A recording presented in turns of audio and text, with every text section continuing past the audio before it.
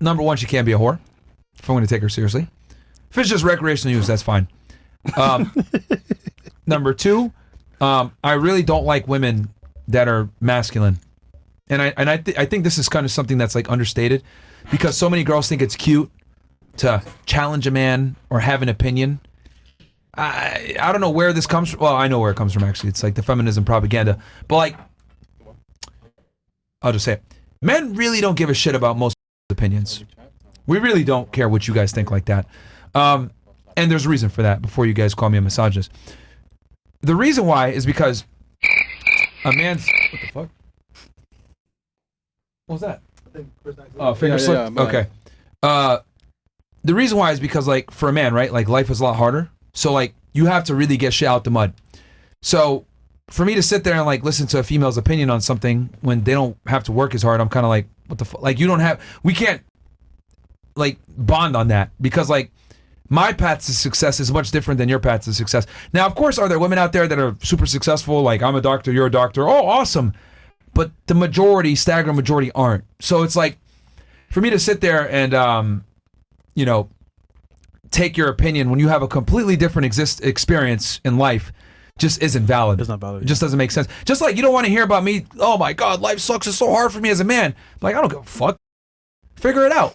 We're kind of the same way. Like, we don't give a shit about your opinion because you guys don't have to work hard at certain things. So that's what it is. But, you know, most men will never say this because they want to have sex. So they're going to be like, oh my God, really? That's crazy. Tell me more. Yeah, like, you know what I mean? Like, they'll play the game. Or it's like a charm. But they'll play the game. But, like, in general, I think most men really don't give a shit about opinions. You know what I mean? Like, there's this famous saying, to be seen and not be heard. Yeah, you ever heard about that? You never heard that? Isn't that Hispanic culture? You ever heard about that term, phrase? No, like... Wait, how do you say it in Spanish? Mo, what is it? It goes... in Spanish. The quieter she is, the more attractive she is? La más caída, la más bonita. ¿La más qué? Oh, la más callada, la más bonita. Ah, más calladita te ves más bonita. Ajá. Sí, claro. That's a saying through all of Latin America, right? Yeah. Ya tú sabes. So, okay, so let's think about this. So, It's true. in Latin America, that's a saying in all the different countries. Then in the United States and English-speaking countries, there's women are to be seen and not be heard.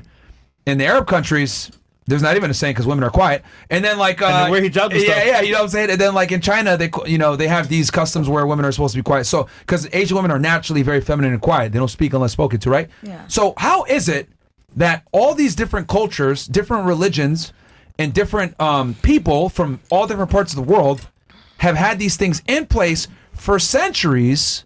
Before the internet, before telephones, before anything, how did they all naturally know that this is what women should be doing? It's natural. Like, it is what it is. So I think now, right, with feminism and stuff, we're trying to fight it back and be like, oh, yeah, we care about opinions, but it's a fucking lie. Yeah. Just like feminism is a lie. So unless you're Canada's wins, then I'll care.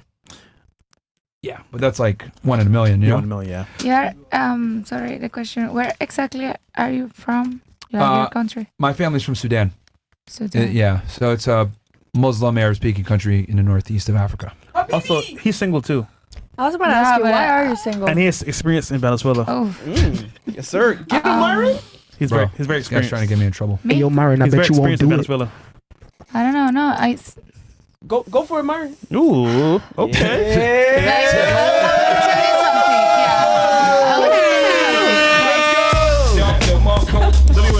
I might be too explosive. Because you always say, Get him, Myron. please don't be a whore, don't be a whore, don't be a whore. But you just say that your maximum to wait is 3 days for sleep with some girl. So what this is have sense in your mind. Okay, I see what you mean. You're saying I tell women not to be whores, but then they're supposed to give sex to me immediately, right? Exactly. I see your perspective. Okay, so what I mean by this is like, just because a girl sleeps with you quickly doesn't mean she's a whore, but you have to be an exceptional guy for that, right? Because like, women will break rules for certain men. If you're the right guy, they'll break the rules, right? You want to be the guy that she breaks rules for. But when I say a whore, like, okay, there's many things that go into a girl being. Girls just think, is it just fucking a lot of people? No, it's your behaviors too. Yeah. Always wanted to be on Instagram. always wanted to go to the club, Always partying, always drinking, always doing drugs, putting yourself in like weird situations on yachts with strange individuals. Like there's a bunch of different things that go into it, right? Like you know, and my thing is like I look at it like you want a girl that not only is she not like a whore like physically by, you know, not having a high body count, but also like from her behaviors and how she does things, how she carries herself. Because I genuinely believe like if you're a guy and you have like an image, your girl can really hurt your reputation. If I use Will Smith all the time. You guys saw the red table and he's sitting there with his wife, Jada, and she's like, oh yeah, we got into a entanglement or whatever the fuck. Yeah. Like Will Smith, top tier actor, reputation tarnished off of his wife being a dumb. So I think it's very important for men to like understand that it's not just enough for the girl to like exercise temperance in the bedroom. She needs to exercise temperance in everything else she does too, from a public standpoint, because the way a woman conveys herself says a lot about herself, and it says even more about her man. So for example, if I meet a girl, right, and she's super loud and obnoxious and rude, and she has a boyfriend, I already know her man's a bitch. I already know. Because women that are with a guy that's like strong, authoritative, masculine, the woman's naturally going to be in her feminine state. But if she's like loud and rambunctious and shit like that, I'm like, God damn, her boyfriend is probably really soft. So, go ahead, Mo. All right.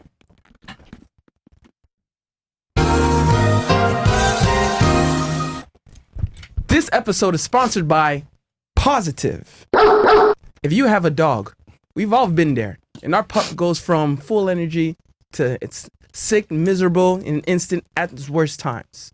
Then we're calling our vets in the middle of the night or on weekends or trying to find a clinic that can take us in. It's a terrible way to manage your dog's health, not to mention your stress level and your monthly budget. And no, I don't believe in the propaganda. That's why people are getting into the pet emergency kit Positive. It contains critical medications and supplies that can only keep you out of the veterinary office that may save your dog's life. Their kits contain critical medications like activated charcoal, styptic powder, and more. It might save your dog's life. Head over to positive.com and use the code 15% off your pet emergency kit. That is positive.com. Use the code STUDIO to get 15% off your emergency kit. And thank you, Positive, for sponsoring this episode. All right.